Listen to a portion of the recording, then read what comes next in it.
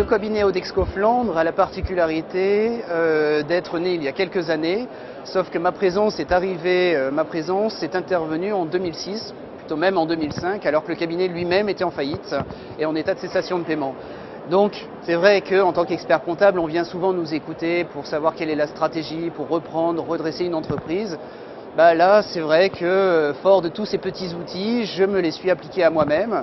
Ça n'a pas été simple, mais vraiment des conseils très basiques, savoir finalement aborder les choses de manière assez froide, en mettant le côté émotionnel de côté, en se faisant entourer de personnes compétentes. Moi-même, même en connaissant la matière juridique, j'ai souhaité faire appel à un avocat. C'est toujours assez agréable, peut-être assez atypique, mais c'est comme ça que je vois les choses.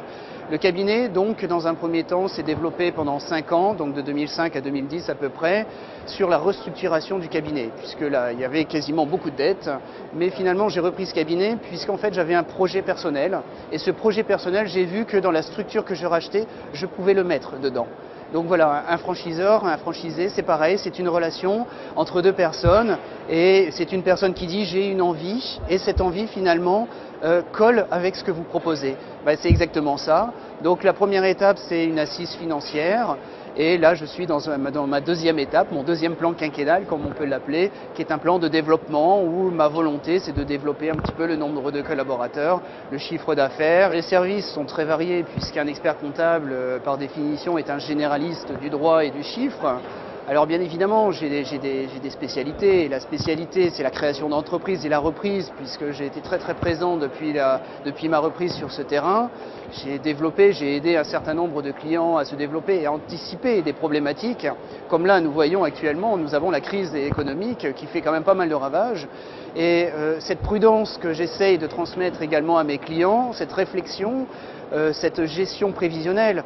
On parlait à l'instant du business plan. Le business plan, c'est une projection à 5 ans. Mais combien de chefs d'entreprise regardent leur business plan au bout d'1 an, au bout de 2 ans de la reprise? Très peu. Et pourtant, le devenir d'une entreprise, c'est toujours être en avance. Et en tout cas, je m'applique un petit peu cet élément. Donc je suis présent sur les matières du social.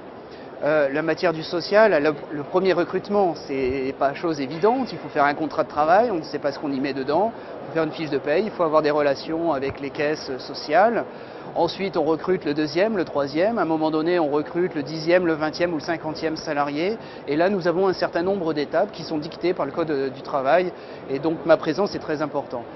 Après, on a toute la partie gestion d'une entreprise. Au début, c'est très simple, on encaisse, on facture, c'est assez facile à suivre, mais peut-être qu'à un moment donné, cette tâche administrative est relativement lourde. Donc peut-être à quel moment faut-il finalement recruter une secrétaire ou un secrétaire qui puisse avoir le secrétariat, un peu de comptabilité. Et j'accompagne en tout cas ces entreprises qui veulent internaliser une partie de leur comptabilité à travers des outils, etc.